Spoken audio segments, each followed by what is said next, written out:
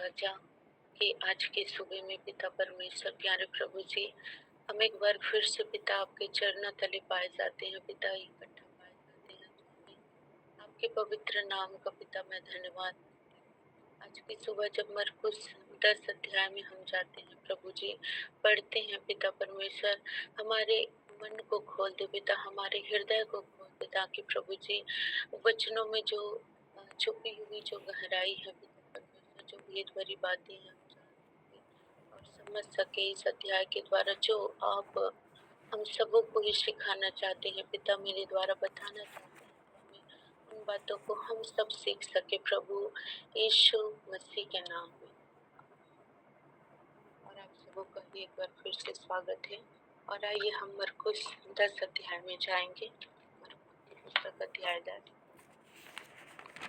और यहाँ पर कोई भी पढ़ सकते हैं। मरकुस 10 अध्याय 1 पद से लेकर 12 पद तक पढ़ेंगे। मरकुस 10 अध्याय 1 से लेकर 12 पद तक।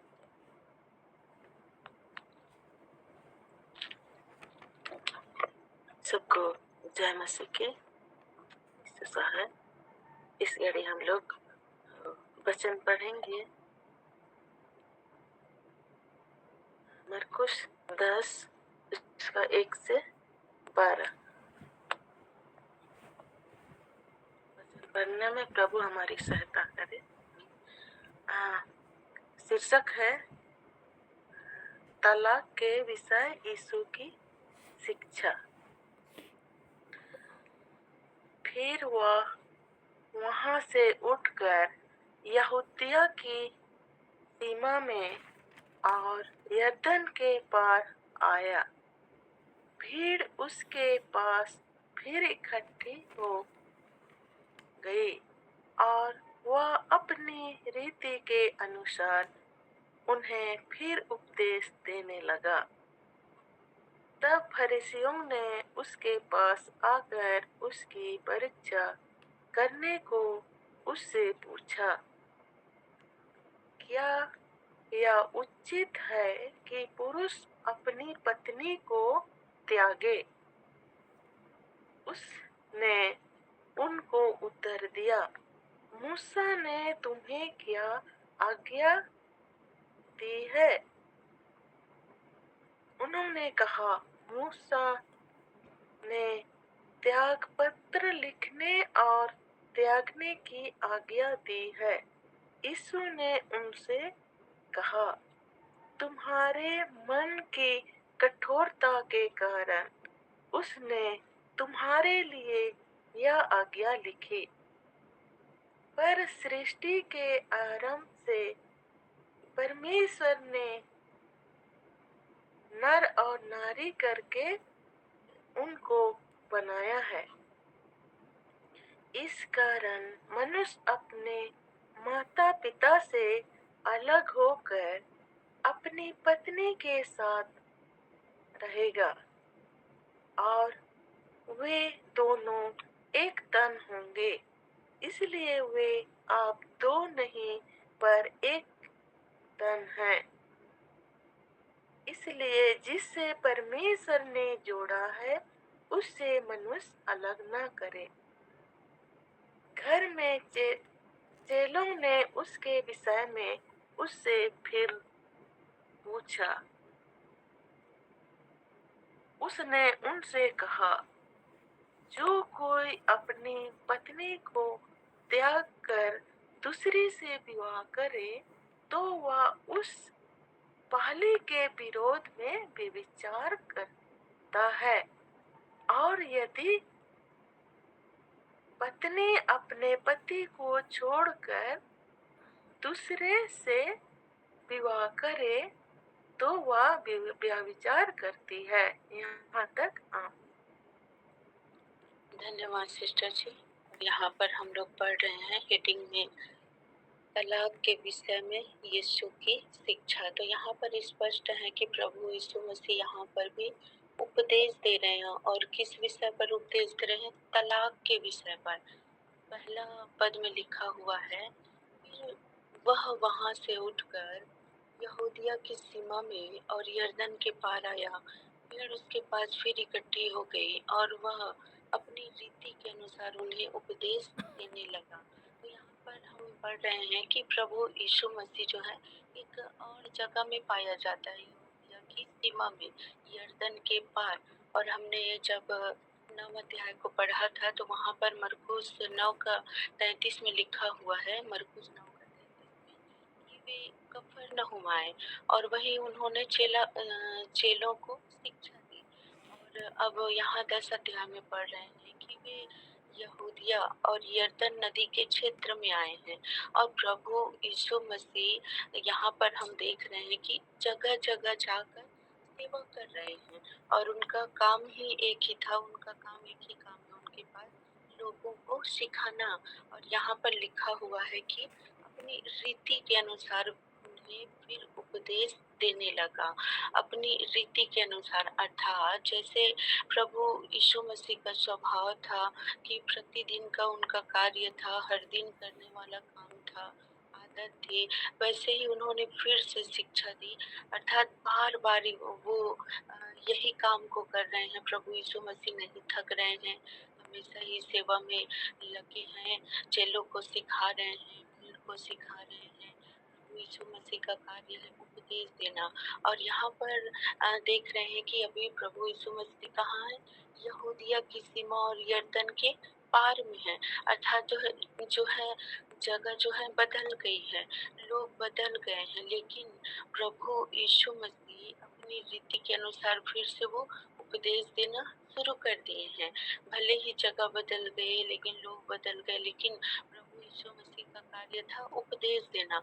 तो वो फिर से उन्हीं कामों को कर रहे हैं। यहाँ पर लिखा है कि अपनी रीति के अनुसार उन्हें फिर उपदेश देने लगा। 2 पद में पढ़ते हैं, तब फरीसियों ने उसके पास आकर उसकी परीक्षा करने को उससे पूछा, क्या यह उचित है कि पुरुष अपनी पत्नी को त्यागे? तो यहाँ पर फरीसी लोग प्रभु यीशु मसीह से सीखने के लिए नहीं, लेकिन उसे परखने के लिए, परीक्षा करने के लिए सवाल को पूछ रहे हैं कि क्या यह उचित है कि पुरुष अपनी पत्नी को त्यागे? और यहाँ पर हम देख सकते हैं, सीख सकते हैं कि फरीसी जो लोग थे, ये सच्चाई नहीं जानना चाहते थे कि प्रभु यीशु मसीह जो उपदेश दे रहे हैं, तो वो फरीसी लोगों को प्रभु यीशु मसीह के उपदेश से कोई लेना देना नहीं था। उनका उद्देश्य प्रभु यीशु मसीह की शिक्षा को ग्रहण करना नहीं था, लेकिन उनको यहाँ पर परीक्षा करने के उद्देश्य से, या फरीसियों के जीवन से जब हम देखेंगे तो प्रभु यीशु मसीह को फरीसी लोग फंसाना चाहते थे। और इसीलिए भी फरीसी लोग प्रभु यीशु मसीह से परीक्षा करने के उद्देश्य से सवाल को पूछता है। और ये 3 पद में पढ़ते हैं, उसने उनको उत्तर दिया, मूसा ने तुम्हें क्या आज्ञा दी है? तो यहाँ पर प्रभु यीशु मसीह जो है फरीसियों को सवाल करते हैं, उन्हीं की बातों को उन्हीं के द्वारा पूछते हैं कि मूसा ने तुम्हें क्या आज्ञा दी है? इसका मतलब जब हम इनके गहराई में जाएंगे तो यहाँ पर दोनों ही पक्ष, फरीसी लोग और प्रभु यीशु मसीह, दोनों ही जानते हैं कि प्रभु यीशु मसीह जानते हैं कि फरीसी लोग जो जिस उद्देश्य के साथ पूछ रहे हैं, प्रभु यीशु मसीह की परीक्षा कर रहे हैं, तो उन्हें व्यवस्था का पूरा जानकारी था, फरीसी लोगों को। तो यहाँ पर भी प्रभु यीशु मसीह जानते थे कि फरीसी लोग मूसा की व्यवस्था को जानते हैं।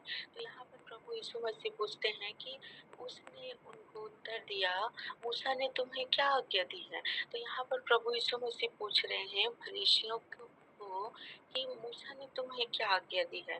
और 4 पद कहता है कि उन्होंने कहा, 4 पद में पढ़ेंगे, उन्होंने कहा, मूसा ने त्याग पत्र लिखने और त्यागने की आज्ञा दी है। तो यहाँ पर फरीसी लोग कह रहे हैं कि मूसा ने तो त्याग पत्र लिखने और त्यागने की आज्ञा दी है। और यहाँ पर फरीसी लोग प्रभु यीशु मसीह से तलाक के विषय में प्रश्न पूछते हैं, वे मूसा की व्यवस्था को बताकर अपने विचार को, अपने लोभ को, जब हम और भी पुस्तक में पढ़ते हैं तो फरीसी कैसे थे, लोभी थे, और वो प्रभु यीशु मसीह से तर्क वितर्क करना चाहते थे। तो यहाँ पर वो मूसा की व्यवस्था से पूछते हैं कि मूसा की व्यवस्था जो है बताकर वो अपने बात को सही ठहराना चाहते हैं या प्रभु यीशु मसीह को गलत ठहराना चाहते हैं कि मूसा ने त्याग पत्र लिखने और त्यागने की आज्ञा दी है। तो हम देखते हैं कि मूसा की आज्ञा क्या थी या मूसा की व्यवस्था क्या थी, और इसके विषय में हम पढ़ेंगे व्यवस्था विवरण 24 का 1 से 4 पद तक पढ़ेंगे। व्यवस्था विवरण 24 अध्याय का 1 से 4 पद तक। और यहाँ पर लिखा है, यदि कोई पुरुष किसी स्त्री से विवाह कर ले और इसके बाद उसमें कुछ लज्जा की बात पाकर उससे अप्रसन्न हो, तो वह उसके लिए त्याग पत्र लिखकर और उसके हाथ में देकर उसको अपने घर से निकाल दे, और जब वह उसके घर से निकल जाए तब दूसरे पुरुष की हो सकती है।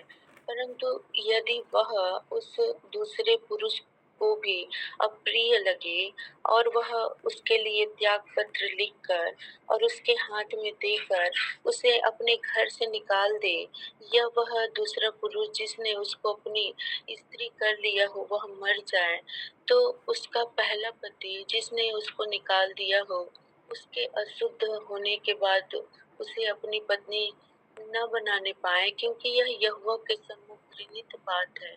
इस प्रकार तो उस देश को जिसे तेरा परमेश्वर यहोवा तेरा भाग करके तुझे देता है पापी न बनना। तो यहाँ पर हम मूसा की व्यवस्था को सीख रहे हैं कि मूसा ने क्या आज्ञा दिया था इसराइलियों को, मूसा की व्यवस्था में क्या कहा गया था। तो यहाँ पर हमने पढ़ा कि मूसा ने इन आयतों में हम पाते हैं, हमने पढ़ा कि मूसा ने तलाक की अनुमति तलाक की अनुमति दी थी, लेकिन यह परमेश्वर की इच्छा नहीं था और ये एक व्यवस्था था, आज्ञा था, लेकिन ये परमेश्वर की ओर से आदेश नहीं था। और इसका उद्देश्य था कि एक स्त्री के साथ, जैसे कि हम अभी समाज में देखते हैं, हम सब अपने अपने समाज में नियमों को देखते हैं, कानूनों को देखते हैं कि वो समाज जो है सुचारू रूप से चल सके, इसीलिए उसमें छोटे छोटे नियम होते हैं या व्यवस्था पाए जाते हैं हर एक समाज में। हम जिस भी जाति से आते हैं या जिस भी समाज से आते हैं, तो वहाँ पर कुछ नियम पाए जाते हैं ताकि जो समाज बनाने का जो उद्देश्य है वो सुचारू रूप से चल सके। तो यहाँ पर भी मूसा ने आदेश आज्ञा दिया था, लेकिन ये परमेश्वर का आदेश नहीं था, और इसका उद्देश्य था कि एक स्त्री के साथ अन्याय न हो और उसे भी सामाजिक रूप से या कानूनी रूप से भी सुरक्षा मिल सके। और यहाँ पर हमने पढ़ा कि यदि कोई पुरुष अपनी पत्नी को पत्नी में कोई लज्जा की बात पाता था, तो वह उसे त्याग पत्र लिखकर छोड़ सकता था, दे सकता था और अपने घर से वो निकाल सकता था। तो यहाँ पर एक बात आती है कि लज्जा की बात क्या हो सकती है। तो इसमें हम देख सकते हैं, समझ सकते हैं कि झूठ बोलना हो सकता है, चोरी करना हो सकता है, धोखा देना हो सकता है, या ऐसे काम जो समाज की दृष्टि में, परमेश्वर की दृष्टि में गलत हो, जो मनुष्य को अंदर से खुद ही शर्मिंदा का अनुभव कराती है, या गाली देना हो सकता है, किसी को नीचा दिखाना, यह भी एक लज्जा की बात हो सकती है, क्योंकि हम प्रेम को छोड़कर यदि किसी को दुख देते हैं तो इसे भी हम लज्जा की बात बोल सकते हैं। और मूसा की आज्ञा के अनुसार पुरुष जो है त्याग पत्र देकर उसे अपने घर से निकाल सकता था। और मत्ती के पुस्तक में भी इन्हीं बातों को पढ़ेंगे। मत्ती 5 अध्याय का 31 पद में पढ़ेंगे। मत्ती 5 का 31 कोई भी पढ़ सकते हैं।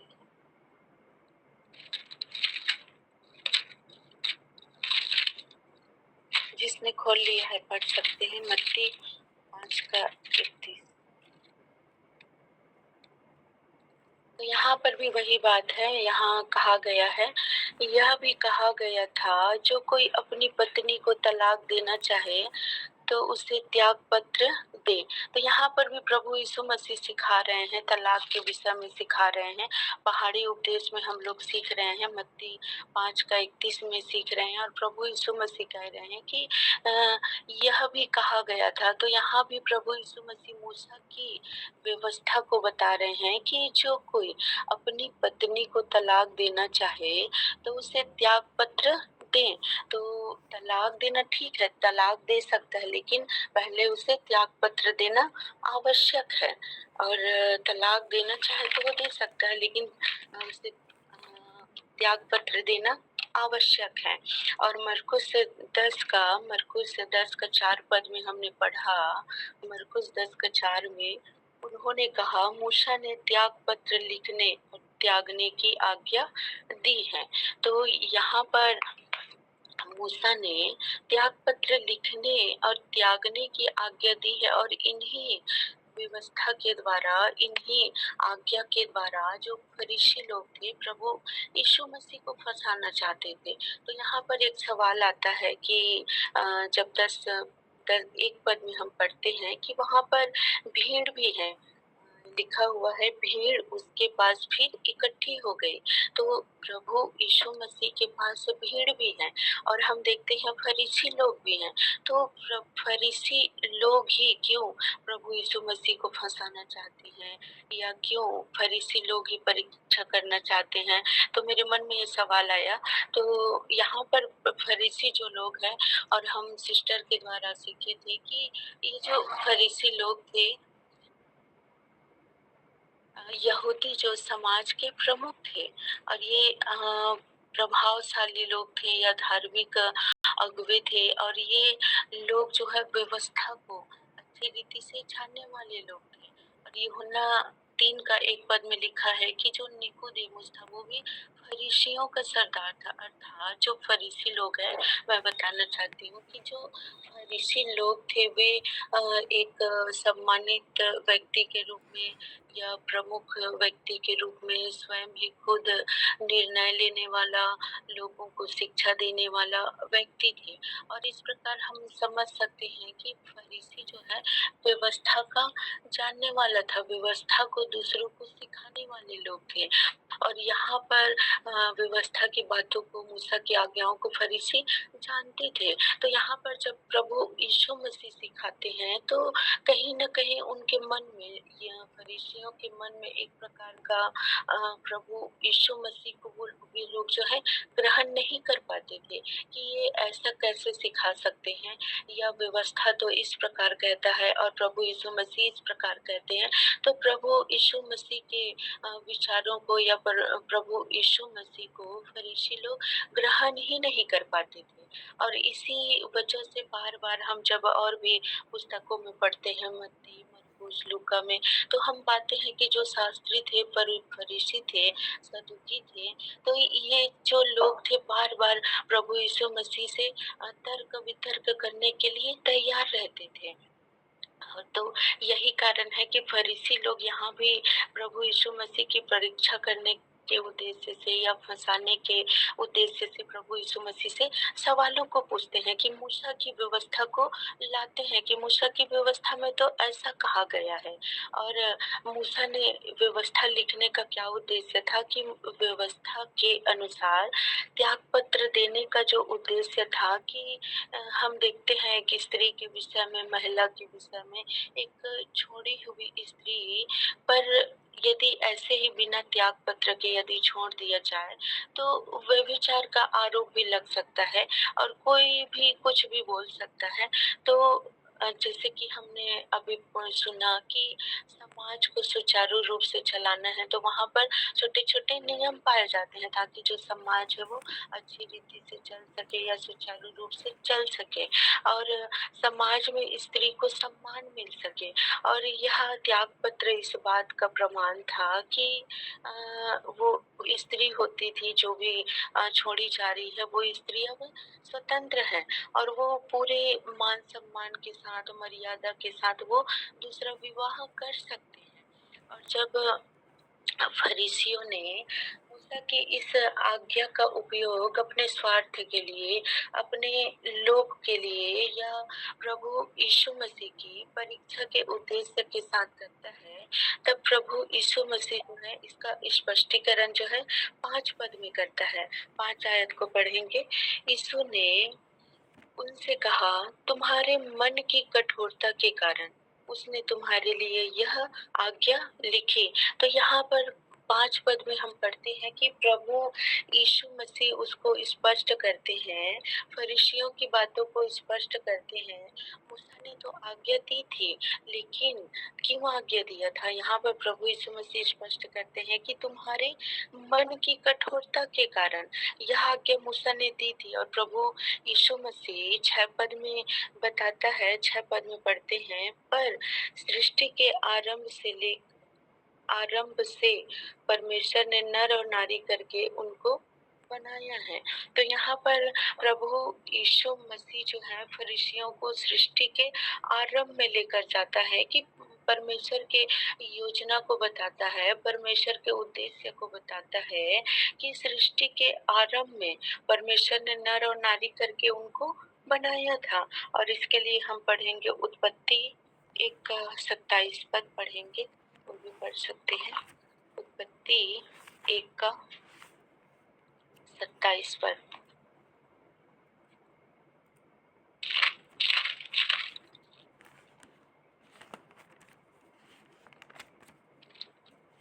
उत्पत्ति 1 का 27 जी पढ़ेंगे।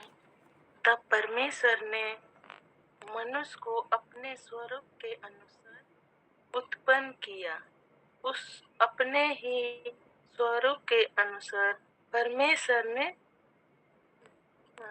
उसको उत्पन्न किया, पर और नर और नारी करके उसने मनुष्यों की सृष्टि की। आमीन, धन्यवाद सिस्टर जी। और यहाँ पर वचन कहता है, तब परमेश्वर ने मनुष्य को अपने स्वरूप के अनुसार उत्पन्न किया, और अपने ही स्वरूप के अनुसार परमेश्वर ने उसको नर और नारी करके मनुष्यों की सृष्टि की। तो यहाँ पर प्रभु यीशु मसीह जो है 6 पद में बताता है कि सृष्टि के आरंभ में परमेश्वर ने नर और नारी करके उनको बनाया था। और उत्पत्ति 2 का 24 में पढ़ते हैं। उत्पत्ति 2 का 24 में, इस कारण पुरुष अपने माता पिता को छोड़कर अपनी पत्नी से मिला रहेगा और वे एक ही तन बने रहेंगे। तो यहाँ पर हम पाते हैं कि प्रभु यीशु मसीह जो है मन की कठोरता के कारण मूसा ने तो आज्ञा लिखा था, स्पष्टीकरण करते हैं 5 से 9 पद तक प्रभु यीशु मसीह स्पष्टीकरण करते हैं कि फरीसियों को बताते हैं कि मूसा की व्यवस्था जो है एक अस्थायी प्रबंध था, या समाज को चलाने के लिए, व्यवस्थित करने के लिए एक आज्ञा था। लेकिन यहाँ पर प्रभु यीशु मसीह जो है परमेश्वर के स्थायी योजना को, या परमेश्वर ने जो सृष्टि के आरंभ में नर और नारी करके मनुष्य की सृष्टि की, और उनको अलग होने के लिए नहीं बनाया था। परमेश्वर ने उनको एक अटूट बंधन में बांधा था, जिसे परमेश्वर ने जोड़ा है उसे मनुष्य अलग न करे। तो यहाँ पर परमेश्वर ने उनको अलग होने के लिए नहीं बनाया था। और मूसा ने जो आज्ञा लिखी थी, तो वो मन की कठोरता के कारण मूसा ने कहा था कि वो त्याग पत्र देकर अपनी पत्नी को छोड़ सकता है। और मत्ती, मरकुस, लूका की पुस्तक में पढ़ते हैं, तो जो फरीसियों के जीवन से भी सीख सकते हैं कि उनका जो सवाल होता था प्रभु यीशु मसीह को फंसाने के लिए होते थे। फरीसी चाहते थे कि प्रभु यीशु मसीह कुछ ऐसा बोले, मूसा की व्यवस्था के विरुद्ध बोले, मूसा की व्यवस्था को गलत साबित करे, ताकि वो प्रभु यीशु मसीह जो है अपराधी ठहर सके और फरीसी शास्त्री लोग उसे फंसा सके। तो इसी उद्देश्य के साथ वो मूसा की व्यवस्था को लाते थे।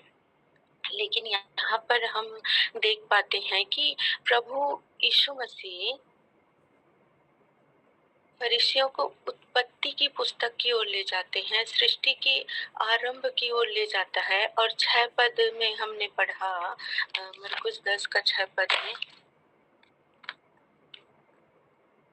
पर सृष्टि के आरंभ से परमेश्वर ने नर और नारी करके उनको बनाया था। तो यहाँ पर परमेश्वर ने नर और नारी करके बनाकर दिखाया कि ये एक दूसरे के लिए बनाए गए हैं। और उत्पत्ति 2:24 में पढ़ा कि पति पत्नी को अलग अलग नहीं पर एक तन के रूप में जाना जाएगा। वे एक तन होंगे, वे अलग अलग नहीं होंगे। और 9 पद में पढ़ा कि प्रभु यीशु ने फरीसियों को समझाया कि जिसे परमेश्वर ने जोड़ा है, मेल कराया है, उसे मनुष्य अलग न करे। तो यहाँ पर हम 7 से 9 तक पढ़ेंगे, मरकुस 10 7 से 9 तक। इस कारण मनुष्य अपने माता पिता से अलग होकर अपनी पत्नी के साथ रहेगा और वे दोनों एक तन होंगे। इसीलिए वे अब दो नहीं पर एक तन हैं। इसीलिए जिसे परमेश्वर ने जोड़ा है उसे मनुष्य अलग न करे। तो यहाँ पर प्रभु यीशु मसीह यही स्पष्ट करता है कि फरीसियों के सवाल को प्रभु यीशु मसीह जो है मूसा की व्यवस्था के द्वारा सृष्टि के आरंभ की ओर ले जाता है, परमेश्वर की योजना की ओर ले जाते हैं कि परमेश्वर ने नर और नारी को अलग होने के लिए नहीं बनाया था। बनाने का उद्देश्य था परमेश्वर का कि वे दोनों जो है एक तन रहेंगे और वो अलग नहीं रहेंगे, एक तन के रूप में उनका पहचान को बताया गया है। तो आगे हम पढ़ेंगे 10 से 12 में पढ़ेंगे। घर में चेलों ने इसके विषय में उससे फिर पूछा। उसने उनसे कहा, जो कोई अपनी पत्नी को त्याग कर दूसरी से विवाह करे तो वह उस पहली के विरोध में व्यभिचार करता है, और यदि पत्नी अपने पति को छोड़कर दूसरे से विवाह करे तो वह व्यभिचार करती है। तो यहाँ पर प्रभु यीशु मसीह फिर से उन्हीं बातों का दोहराव करते हैं कि एक पत्नी को त्याग पत्र देकर वो छोड़ सकता है या व्यभिचार के विरोध में वो छोड़ सकता है। तो यहाँ पर हम 1 से 12 पद में और 10 में हमने पढ़ा कि घर में चेलों ने इसके विषय में उससे फिर पूछा। तो यहाँ पर जो चेले लोग थे वे जो है नहीं समझ पा रहे थे। तो प्रभु यीशु मसीह से फिर से वो सवाल करते हैं, फिर से उन्हें घर में पूछते हैं इसके विषय में। तो प्रभु यीशु मसीह और स्पष्टीकरण करते हैं चेलों को और भी बताते हैं। और इस प्रकार हमने 1 से लेकर 12 पद तक विवाह और तलाक के विषय में हम पढ़ते हैं। और यहाँ पर फरीसी परखने के उद्देश्य से प्रभु यीशु मसीह के पास नहीं आते हैं।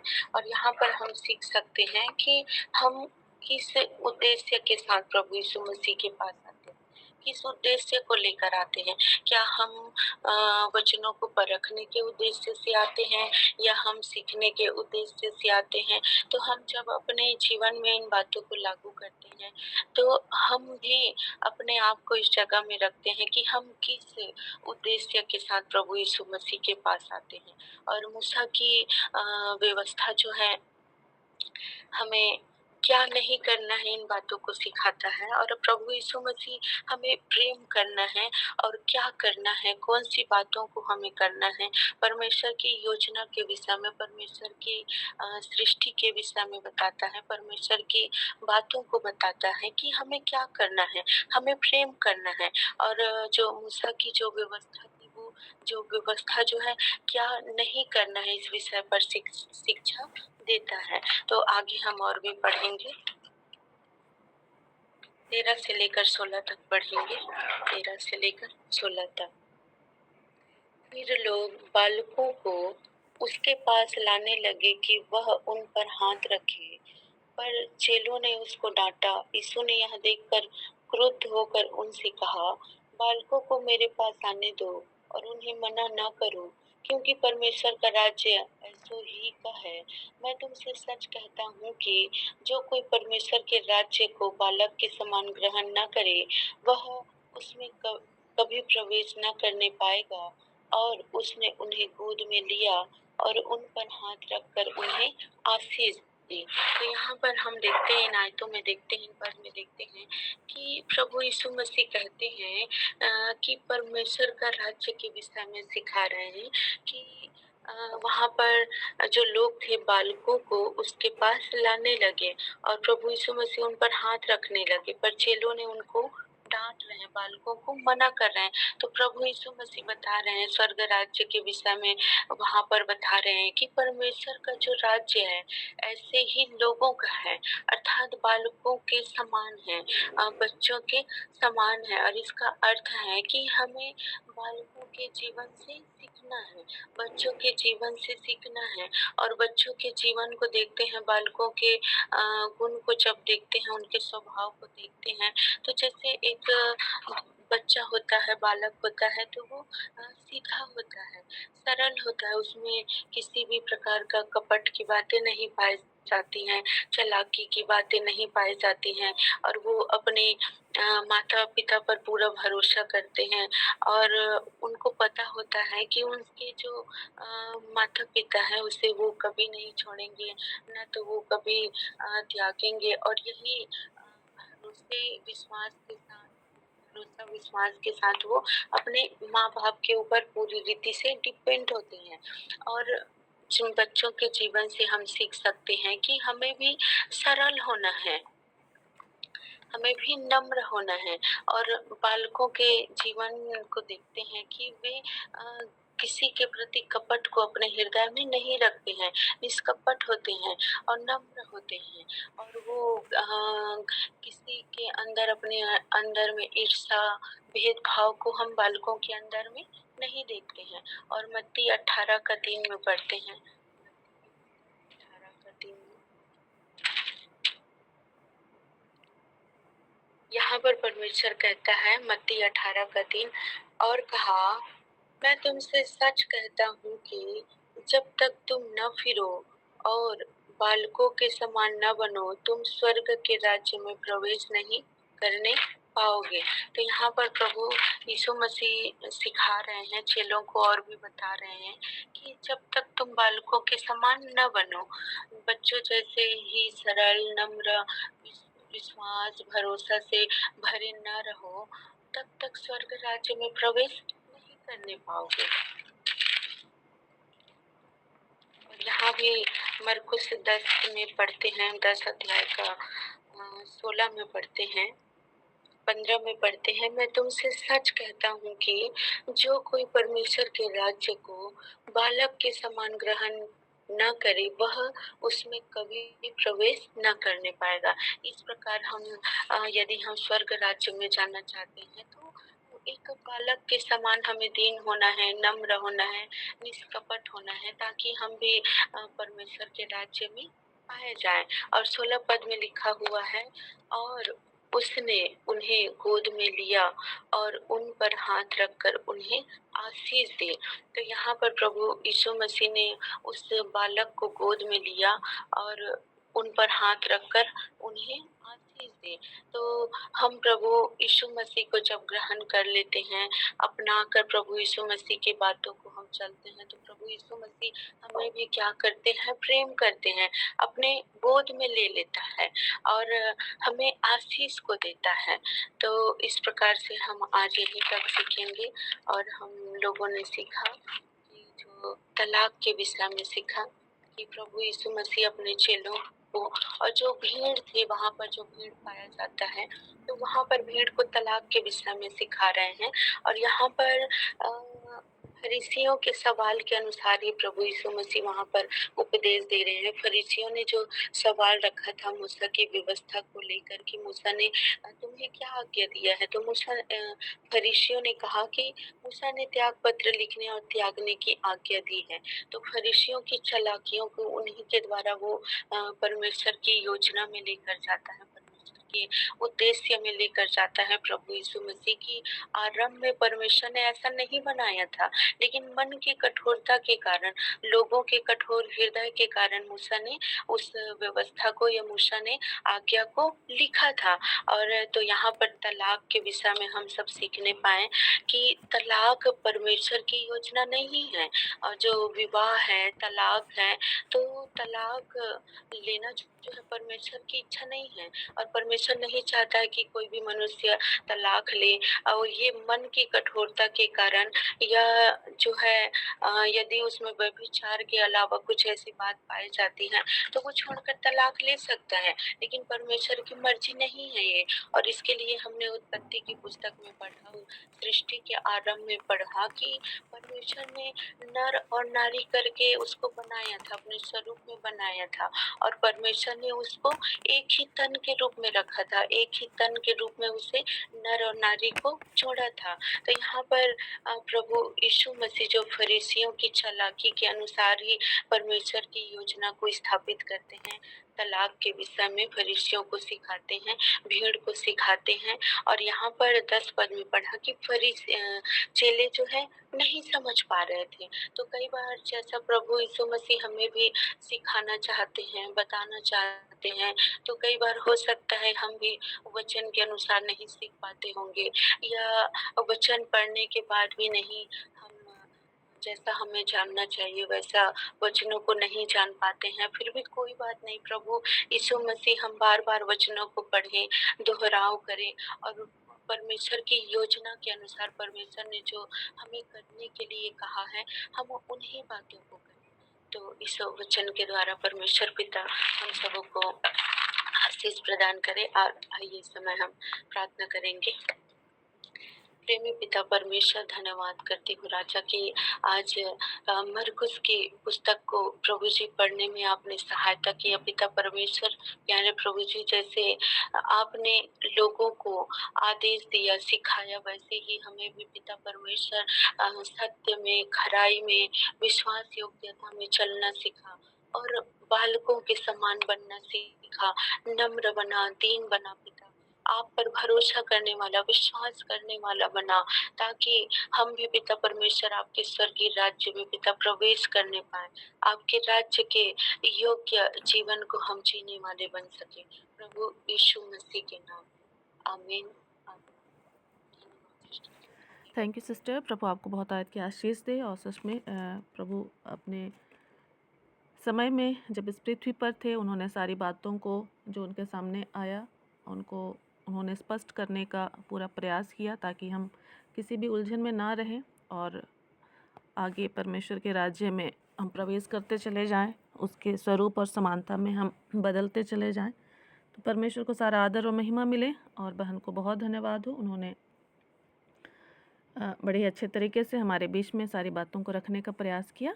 और इस समय यदि किसी के पास कोई प्रेयर रिक्वेस्ट है तो बोल सकते हैं। साथ ही साथ कुछ पूछना भी चाहते हैं इन विषयों से रिलेटेड तो आप पूछ सकते हैं।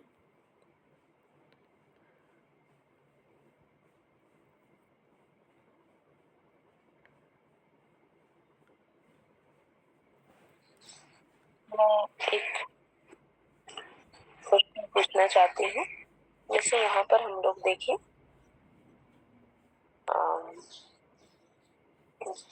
जो पति पत्नी के संबंध में था कि उसमें लज्जा की बात जाने तो उसे त्यागे, इस तरह से आज्ञा दी गई थी व्यवस्था में। तो यहाँ पर लज्जा का मतलब बहन ने तो कहा, लेकिन मैं और भी उसका स्पष्टीकरण चाहती हूँ, क्योंकि मेरे मन में अभी तक था कि लज्जा का मतलब ये है कि पत्नी किसी प्रकार के व्यभिचार में पाई जाए। तो इसको अगर मुझे क्लियर किया जाए तो। हाँ, और भी कोई सहयोग करेंगे इस बात में? लज्जा की बात को हम किस तरह से देख सकते हैं?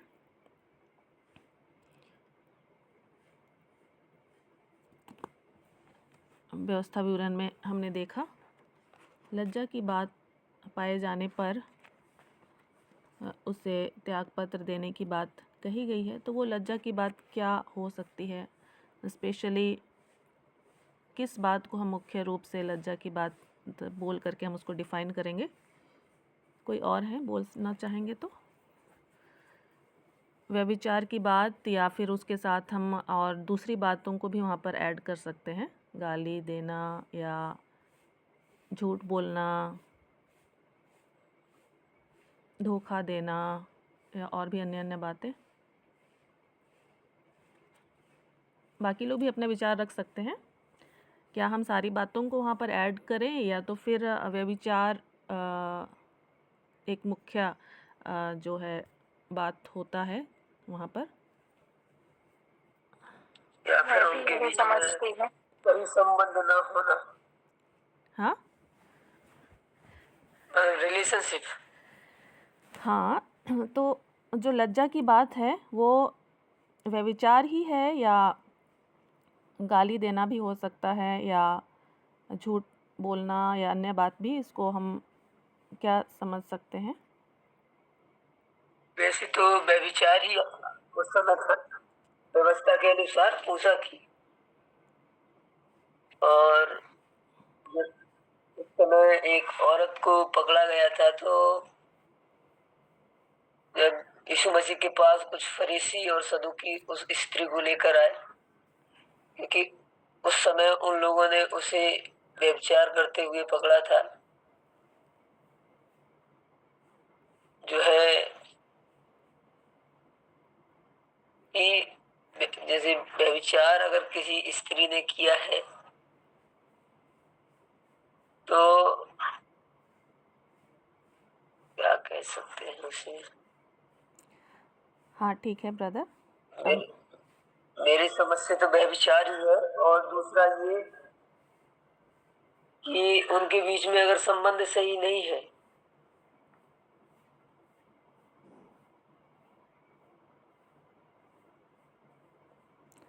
ठीक है, व्यभिचार, और दूसरा है कि उनका आपसी जो संबंध है वो ठीक नहीं है।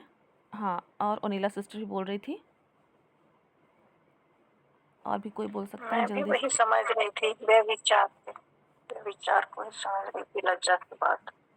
हाँ, और मैं भी ऐसा ही समझती हूँ कि वो लज्जा की बात जो है व्यभिचार ही की ओर हमें इंगित करता है। और हाँ, झूठ बोलना भी हो सकता है, धोखा देना भी हो सकता है या गाली देना भी हो सकता है, लेकिन एक जो व्यभिचार है वो पति पत्नी के बीच के जो संबंध है उसको पूरी तरह से ही तोड़ने का काम करता है।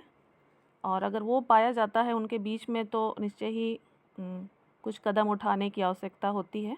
और व्यवस्था की पुस्तक में इस बात को कहा गया कि त्यागपत्र दे दिया जाए। और हालांकि ये तो परमेश्वर की इच्छा नहीं थी, ये हम सभी जान रहे हैं। परमेश्वर की इच्छा तो है कि नर नारी एक साथ रहें, है ना, फले फूलें और पृथ्वी में भर जाएं। लेकिन चूंकि मनुष्य के अंदर तो पाप और शरीर की अभिलाषा, आँखों की अभिलाषा प्रवेश कर चुकी थी, हम देखते हैं अदन की बारी में ही। और उसके कारण से उनको फिर व्यवस्था दिया गया कि आप कम से कम इस व्यवस्था के अनुसार चलो, लेकिन उसमें भी वे असफल रहे। और आज के समय में भी हम लोग भी असफलता को देखते हैं मनुष्यों के जीवन में। और प्रभु यीशु मसीह ने इसका एक ही समाधान दिया कि हम एक दूसरे को माफ़ करें। लेकिन जो पति पत्नी होते हैं वो कई बार एक दूसरे को माफ़ भी नहीं कर पाते हैं, है ना, आज के समय में भी। और हमारे भारत देश में भी इस बात को दिया जाता है कि ठीक है, जब नहीं हो पा रहा है तो फिर आप अलग रहें, है ना। तो और भी कोई कुछ पूछना चाहेंगे या बताना चाहेंगे तो बोल सकते हैं इस समय।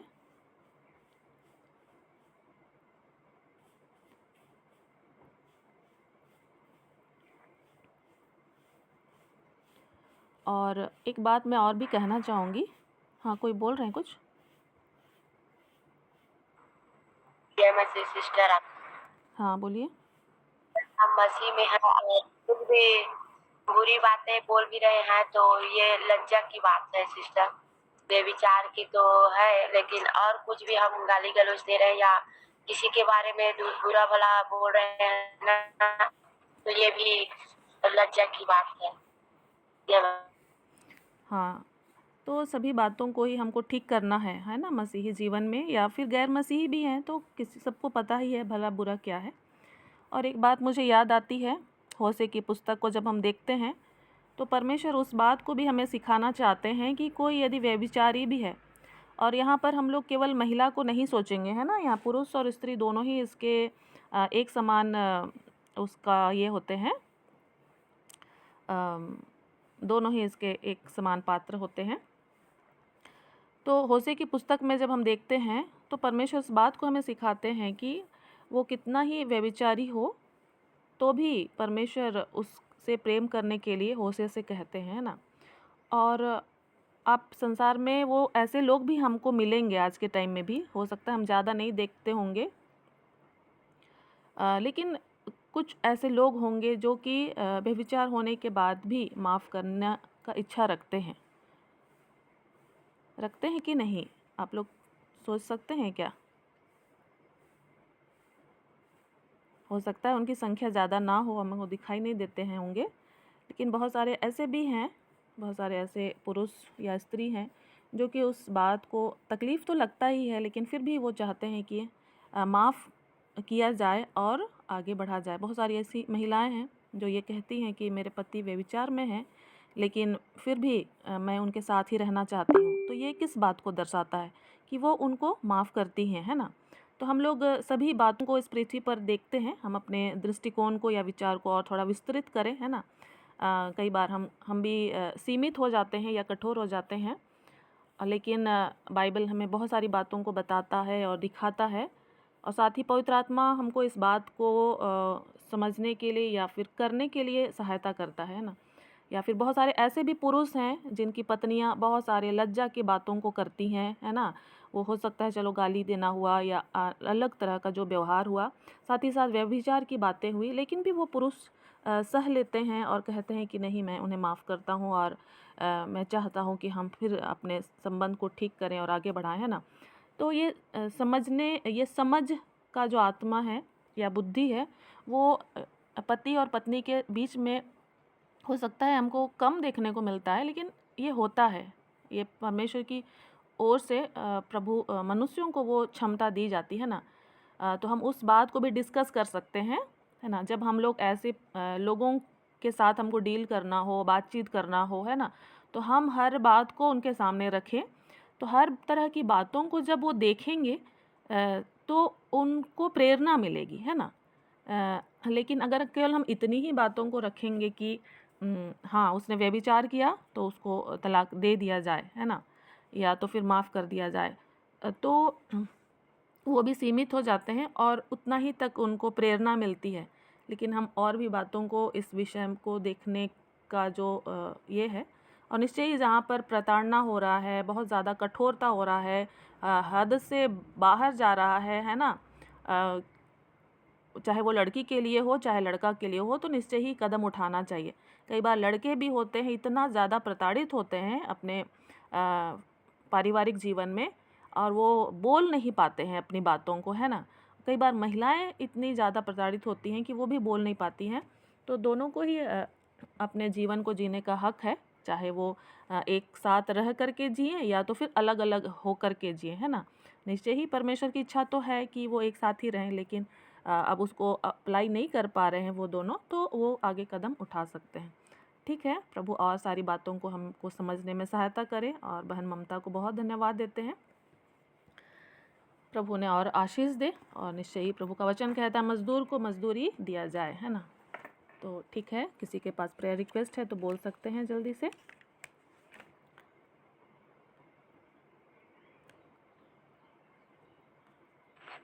सिस्टर, मैं कुछ बोल सकती हूँ क्या? हाँ हाँ, बोलिए। हम लोग लज्जा की बात में बात कर रहे थे, और सबका ही अलग अलग विचार है। मैं इसको यीशु मसीह का वो स्टेटमेंट भी याद करती हूँ, जब यीशु मसीह बोले कि व्यभिचार को छोड़ करके किसी और बात के लिए तलाक ना दे करके, तो उससे भी यहाँ पर हमें लज्जा की बात जो है वो क्लियर होती है। क्योंकि अगर हम लज्जा की बात में और भी बातों को शामिल करें, जैसे झूठ बोलना हो गया, चोरी करना हो गया, तो वो हर एक मनुष्य के साथ पाई ही जाती है। मीन्स वो चीजें ऐसी है कि उसमें सुधार होते रहता है। लेकिन व्यभिचार वो मूल पाप है जो तलाक का वजह हो सकता है। मैं ऐसा सोचती हूँ, मैं बस अपना विचार व्यक्त कर रही हूँ। क्योंकि जैसे हम लोग बचपन से भी भाई बहन होते हैं, माता पिता होते हैं, तो वहां पर भी बहुत सारी बातें आ जाएगी, जैसे चोरी करना, झूठ बोलना, है ना, एक दूसरे को डांटना, गाली देना या कुछ भी। लेकिन फिर भी वो चीजें ऐसी है जो एक रिश्ता को तोड़ नहीं सकती। लेकिन यीशु मसीह का जो बात है जहाँ पर वो कहते हैं नए व्यवस्था में कि व्यभिचार को छोड़ करके किसी और कारण से अलग ना हो, तो वहां से भी ये जो लज्जा शब्द है वो क्लियर होता है। मैं ऐसा सोच रही हूँ। हाँ सिस्टर, मैं पूरी तरह से सहमत हूँ कि व्यभिचार मुख्य जो कारण है पति पत्नी के बीच में दरार को लाता है, और हमें इस बात को समझने की आवश्यकता है। और भी कोई बोल सकते हैं? बाकी लोग सहमत हो पा रहे हैं कि नहीं?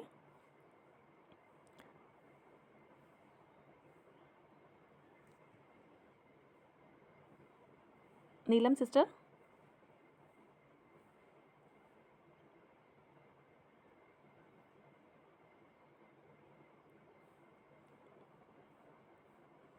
ठीक है। और इस बात को यीशु मसीह फिर आगे कलीसिया के साथ भी जोड़ करके बताते हैं, है ना। और हमें केवल अपने परमेश्वर के साथ ही अपने संबंध को बनाए रखना है, और यदि हम इसके अलावा किन्हीं और बातों में चले जाते हैं और कि हम उपासना करते हैं तो हम वे विचार करते हैं, है ना। तो चलिए हम लोग आगे बढ़ते हैं। और बहन जानकी को बहुत धन्यवाद, विशेष विषय को और भी बेहतर तरीके से समझने में उसने हमारी सहायता और मदद की। प्रभु ने आशीष दे। और कोई प्रेयर रिक्वेस्ट है तो बोल सकते हैं, या फिर अन्य कोई बात है तो वो बोल सकते हैं। मेरे लिए प्रार्थना करें। आज चंद्रमणि बहन बोली है कि घर में प्रेयर कर दीजिएगा। मैं एक दिन घर में करने के बाद फिर हम अपने में व्यक्तिगत रूप से केवल प्रार्थना करें, तो आज वो फिर बोलिए कि घर में ही कर दीजिएगा, क्योंकि वहाँ केवल गैर मसीही हैं, वो इस बात से भी डरती है। मुझे पवित्र आत्मा दे कि मैं उनके लिए पवित्र आत्मा में होकर के उसके पूरी चंगाई के लिए आप भी प्रार्थना करें। धन्यवाद। हाँ, प्रभु सहायता करें, हम लोग प्रार्थना करेंगे। और कोई? सभी को जय मसीह की। प्रार्थना करना कि हमारी सेवा क्षेत्र के लिए, और प्रार्थना करना कि हमें एक बाइक की आवश्यकता है। प्रार्थना करना प्रभु उपाय करे। ठीक है। और कोई?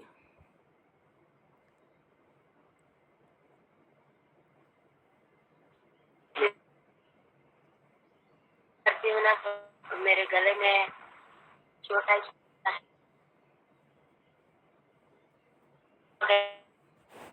लगता है, तो इसके लिए आप करना कि रुकावट बाधा ना आए। ठीक है, गले में समस्या है ना। ठीक है, हम प्रार्थना करेंगे। और कोई?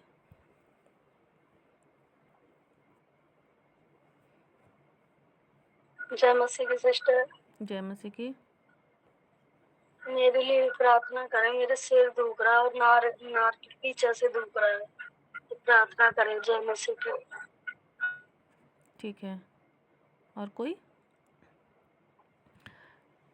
ठीक है, आइए हम लोग प्रार्थना करेंगे। प्रभु सारी बातों को जानते हैं, समझते हैं, है ना। और हम विश्वास के साथ प्रभु के हाथों में सारी बातों को रखें और उसका नियंत्रण परमेश्वर के हाथों में हो दें। और निश्चय ही प्रभु सामर्थी हैं सारी बातों का समाधान करने के लिए।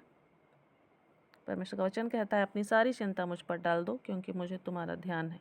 आमीन। हे जीवित अनुग्रहकारी परमेश्वर, हम आपको बहुत धन्यवाद देते हैं इस समय के लिए प्रभु जी। हाँ प्रभु जी, आपने बहुत सारी बातों को सीखने समझने में हमारी सहायता और मदद की है।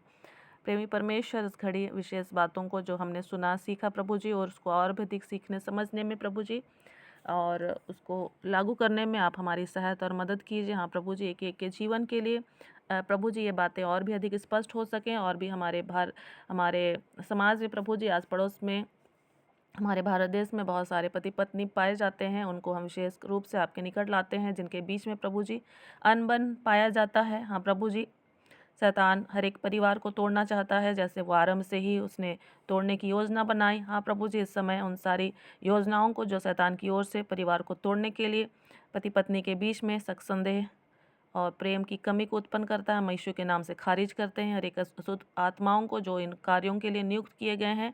हाँ प्रभु जी, हम यीशु के नाम से उन्हें अधोलोक में जाने की आज्ञा देते हैं। हर एक आपके स्वरूप और समानता में रचे गए हैं। हाँ प्रभु जी, इस बात की हम घोषणा करते हैं। पिता परमेश्वर, अनुग्रह कर आपका वचन उनके हृदय में बोया जाए प्रभु जी, उनका हृदय अच्छी भूमि बन पाए प्रभु जी, और आत्मा के फलों से आप भर दे प्रभु जी हर एक पति पत्नी को।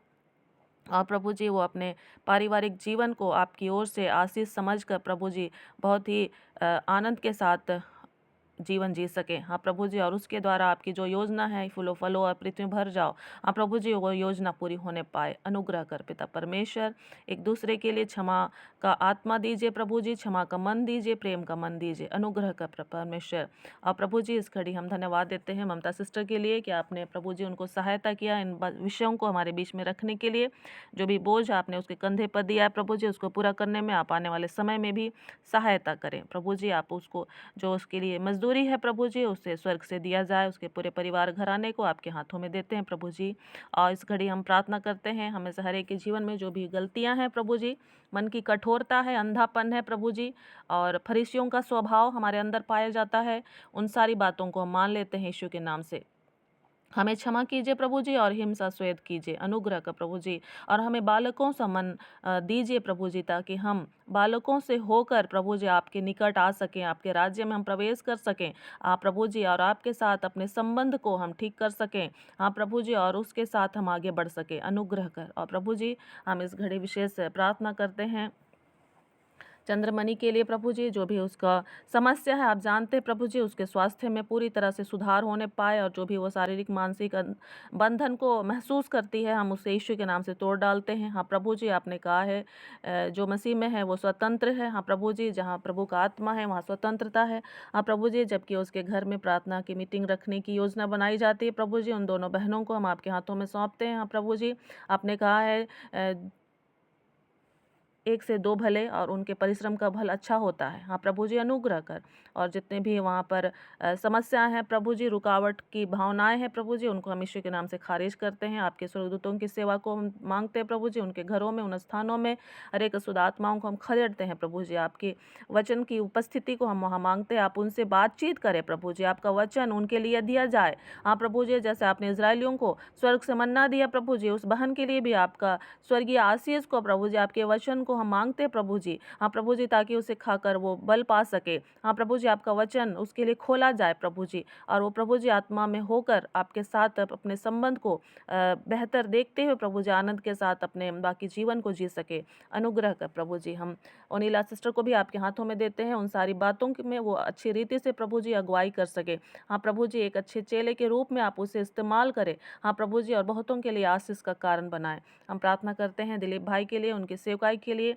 हाँ प्रभु जी, आप की ही सेवकाई है प्रभु जी, जो आपने उसे दिया है। आप सहायता करें प्रभु जी, आपके साथ मिलकर उन सारी बातों में प्रभु जी वो आगे बढ़ सकें। उनको जो आवश्यकता है प्रभु जी बाइक की, हम आपके निकट आते हैं, क्योंकि आपने हमें बड़े हियाव के साथ कहा है मांगो तो तुम्हें दिया जाएगा। हाँ पिता परमेश्वर, हम आपके स्वर्गीय भंडार में से आवश्यकता की वस्तु को भाई के लिए मांग लेते हैं, ताकि उसके द्वारा प्रभु जी आपके राज्य की बढ़ोतरी होने पाए। हाँ प्रभु जी, अनुग्रह कर। प्रार्थना करते हैं हम इस समय नीलम सिस्टर के लिए, जो भी गले में समस्या है प्रभु जी, और जो भी समस्या है प्रभु उसके परिवार में, उसके जीवन में। हाँ प्रभु जी, आप समस्या का समाधान करने वाले परमेश्वर हैं, छुटकारा देने वाले परमेश्वर हैं। अनुग्रह कर प्रभु जी, हर एक चंगाई को उसके जीवन के लिए मांगते हैं, और साथ ही साथ हर एक समस्या के समाधान को हम मांगते हैं प्रभु जी आपके सिंहासन से। अनुग्रह कर पिता परमेश्वर। हम इस घड़ी मंजू सिस्टर के लिए प्रार्थना करते हैं, जो भी समस्या है हाँ पिता परमेश्वर, दर्द है उसके सिर में और शरीर में, अन्य स्थानों में। हाँ प्रभु जी, उसे पूरी तरह से स्वस्थ शरीर, भला चंगा जीवन दीजिए प्रभु जी, ताकि उसके द्वारा भी वो आनंद के साथ आपके राज्य की बढ़ोतरी के लिए प्रभु जी कार्य कर सके। अनुग्रह कर प्रभु जी। और भी जितनी बातें हैं जो हम सभी के जीवन के लिए आवश्यक है, आप जानते हैं प्रभु जी, हर एक के जीवन के लिए हम नाम ब नाम इस घड़ी मांगते हैं प्रभु जी। जो भी आवश्यकता है आपके स्वर्गीय भंडार से दिया जाए। हाँ प्रभु जी, आपने कहा है कि मैं तुम पर अपरंपार आशीष करता हूँ। हाँ पिता परमेश्वर, अनुग्रह कर आज की सुबह जबकि हम अपने अपने कार्यस्थलों में जाते हैं प्रभु जी, उन स्थानों में आपके अगुवाई को, नियंत्रण को हम मांगते हैं। हाँ प्रभु जी, हर एक सुरक्षित रहें, अचानक मृत्यु दुर्घटना से आप हर एक को बचाए रखें। और हमारे भारत देश के लिए हम प्रार्थना करते हैं, जहाँ भी सताव के क्षेत्र हैं, धन्यवाद देते हैं हाँ पिता परमेश्वर। और निश्चय ही आपके राज्य की बढ़ोतरी हो रही है प्रभु जी, बहुत से लोग प्रभु जी, बहुत सी आत्माएं बचाई जा रही हैं। हाँ प्रभु जी, हम उन सताव के क्षेत्रों के लिए भी आपको धन्यवाद देते हैं और विश्वास करते हैं कि सारी बातें मिलकर भलाई को ही उत्पन्न कर रही हैं। हाँ प्रभु जी, हर एक उन मसीही विश्वासी भाई बहनों को बुद्धिमानी और समझदारी की आत्मा दीजिए प्रभु जी ऐसे समय में, ताकि वह अच्छे निर्णय को लेकर आपके राज्य का अच्छा प्रचार करते हुए प्रभु जी आगे बढ़ने पाएँ और उनके जीवन के लिए जो कुछ भी आवश्यकता है आपके स्वर्गीय भंडार से दिया जाए।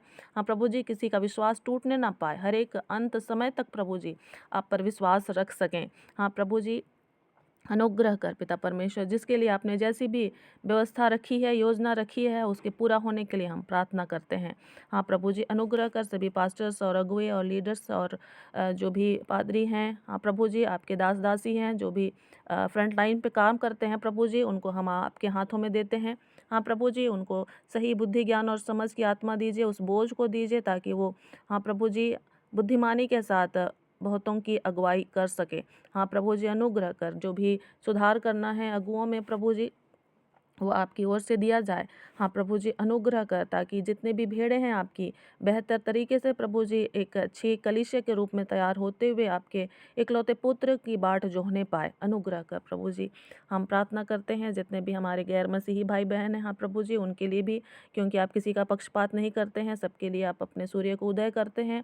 हाँ प्रभु जी, उनको भी अनुग्रह दीजिए प्रभु जी, उनको मांस का हृदय दीजिए, उनकी आंखें खोलिए प्रभु जी, ताकि वो आपके इकलौते पुत्र को देखकर समझकर प्रभु जी ग्रहण कर सके, विश्वास कर सके, आपका आत्मा उंडेला जाए प्रभु जी, क्योंकि आपकी आत्मा के बगैर, हाँ प्रभु जी, आपकी बुलाहट के बगैर कोई भी आपके पास नहीं आ पाता है। हाँ प्रभु जी, अनुग्रह कर, शैतानंदकार की युक्तियों को जो हमारे देश के लिए बनाई जाती है, हम यीशु के नाम से खारिज करते हैं। हाँ प्रभु जी, अनुग्रह कर। और हम विशेष अपने देश के प्रधानमंत्री, राष्ट्रपति, मुख्यमंत्रियों और राज्यपालों और अन्य मंत्रियों के लिए प्रार्थना करते हैं। हाँ प्रभु जी, उनके ऊपर विशेष आपका अनुग्रह होने पाए, ताकि हम चैन और भक्ति के साथ प्रभु जी जीवन को बिता सके। अनुग्रह कर, सारा आदर महिमा हम आपको देते हुए इस प्रार्थना को हम आपके पुत्र, हमारे उद्धारकर्ता प्रभु यीशु मसीह के नाम से मांगते हैं, आमीन। हम लोग प्रभु की प्रार्थना को एक साथ बोलेंगे। हे हमारे पिता, आप जो स्वर्ग में हैं, आपकी इच्छा जैसे स्वर्ग में पूरी होती है, वैसे ही इस पृथ्वी पर भी हो। हमारे प्रतिदिन की रोटी आज हमको दे, और हमारे अपराधों को क्षमा कर, जैसे हम भी अपने अपराधियों को क्षमा करते हैं। और हमें परीक्षा में ना डाल, परंतु बुराई से बचा, क्योंकि राज, सामर्थ और महिमा युगाना युग सदा आपकी ही है, आमीन आमीन। आशीष वचन हम लोग एक साथ बोलेंगे। पिता परमेश्वर का प्रेम, प्रभु यीशु मसीह का अनुग्रह और पवित्र आत्मा की सहभागिता हम सबों के साथ सर्वदा बनी रहे, आमीन। Praise the Lord, hallelujah. जय मसीह की, यीशु सहाय। Good morning.